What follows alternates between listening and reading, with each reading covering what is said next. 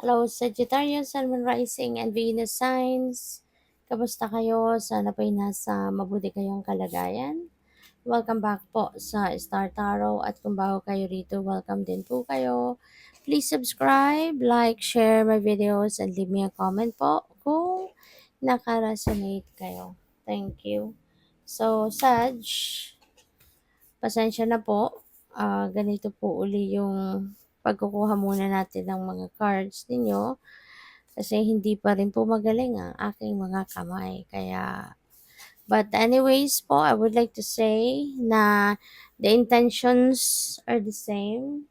Sa dati nating readings, ang intention po is being set during meditation, no? Bago ako magsimula ng readings, doon ko po sineset ang intention, no? Na makakuha tayo ng mga cards dito, energies na makakagabay sa inyo. So, yung first card po ninyo is Empress, which is really beautiful in terms of money, career, and finances. Kasi si Empress po is a very abundant and prosperous energy. 'Di ba? Kaya po pwedeng meron and creation energy din ito. Kaya maaaring merong magsisimula dito ng bagong source of income, no? Maaaring merong bagong opportunity na mapagkukuhanan ninyo ng kaperahan. This could be a new income stream na po pwedeng sisimula ng iba sa inyo. And most likely, kung ano man yung sisimulan ninyo ditong bagong pagkakakitaan, could be something na yun ang magdadala sa iyo ng kasaganaan. Magkakaroon kayo ng pagsisimula ng inflow of abundance and prosperity. Kaya congrats and good luck sa inyo. So we also have the Five of Swords. Si Five of Swords mukhang meron ditong naging diskusyon. Maaaring may hindi kayo pagkakaintindihan with another person at it's either ikaw yung nag-walk away sa kanya or yung person na nakausap mo yung nag-walk away sa'yo because meron kayong hindi napagkasunduan. Meron kayong hindi nagustuhan sa sinabi siguro ng bawat isa. Kaya para na hindi na mag-escalate yung gulo, yung hindi pagkakaunawaan, kaya nag-walk away na lang sa bawat isa. So, at least, 'di ba, hindi kayo siguro nagkaroon ng heated argument dito, no? Kasi parang, yun, tumalikod na lang, umalis na lang, 'di ba? Although hindi kayo nagkausap ng maayos sa paghihiwalay ninyong ito, pero at least hindi na nag-escalate yung hindi ninyo pagkakaunawaan at that moment, no? So, for sure, madi-discuss din ninyo din yan in the near future kasi 'di ba, maliit lang ang mundo, magsasalubong at magsasalubong kayo and maybe mas mabuti na yung magiging usapan ninyo the next time na magkita kayo kasi, 'di ba, you'd be able to have time para na mapagmuni-munihan, mapag-isipan kung ano yung gagawin ninyo rito sa sitwasyon ninyo. And that could be related to work, no? Maaring yung taong yan is baka ka-opisina din ninyo, katrabaho ninyo, 'di ba? Baka yung ano na yan sa trabaho, yung situation na yan nangyari siguro sa trabaho. So with the Eight of Pentacles,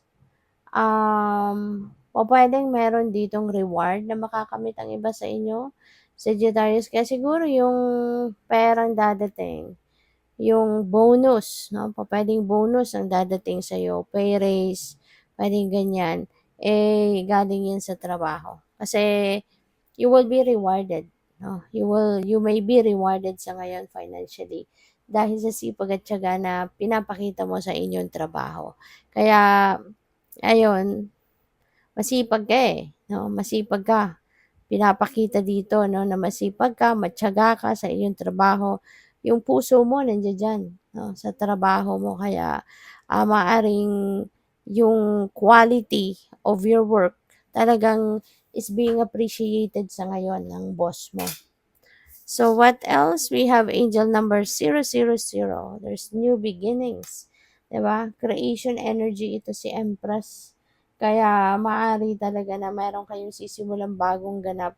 Baka magpuput up kayo ng bagong negosyo or magsisimula kayo ng panibagong trabaho or bagong career, ganyan. So, iba-iba to, depende sa inyong sitwasyon, ano. And also, si Empress, Mother Archetype, no? Kaya maaari na isa sa mga bagay na sisimulan mo dito is pagpapamilya, no? Baka kayo ay magiging isang nanay na, baka kayo ay buntis, or kung hindi ka man, baka man person mo, baka yun ang buntis at yun, baka magkakaroon na kayo ng inyong first baby, no? Congrats! So, we have angel number 1010, faith. Ayan. So, panatilihin or i-maintain ninyo yung level ng inyong paniniwala, diba? Yung inyong faith. Keep your hope and faith alive sa lahat ng sitwasyon, 'di ba? Keep optimistic kasi lahat naman ng sitwasyon gaganda rin 'yan, 'di ba? Always remember na walang sitwasyon na forever ganon. Walang bagay, walang sitwasyon na hindi nagbabago. Kasi change is the only constant thing in this world, hindi ba? Kaya magbabago at magbabago ang inyong sitwasyon. Kunyari ito, 'di ba? Yung hindi ninyo pagkakaunawaan with this person, huwag kayong mag-alala, lilipas din yan. Huhupa din ang galit ninyo, huhupa din yung tension between the two of you, huhupa din yung emosyon ninyo, 'di ba? At din kayo sa punto na makakapag-usap na kayo, magkakapatawaran, 'di ba?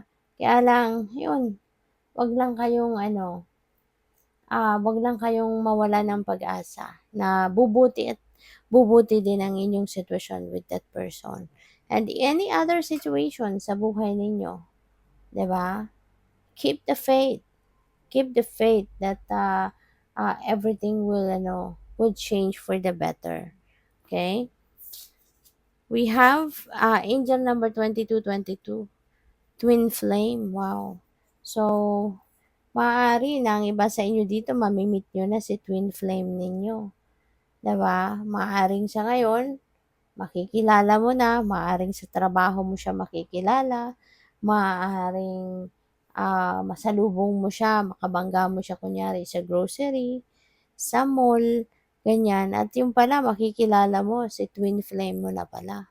So, lalo-lalo na for those of you na wala pang relasyon, baka ito na yung time, no, na makilala mo na nga si twin flame mo at mauwi yung pagkakakilala na yan or pagkilala na yan sa isang seryosong relationship. And hindi malayong mangyari kasi meron tayong new beginnings card, 'di ba? So, po pwedeng magsisimula agad kayo ng relasyon with that person. Kaya good luck sa'yo. Thank you for watching. Love and light. Namaste.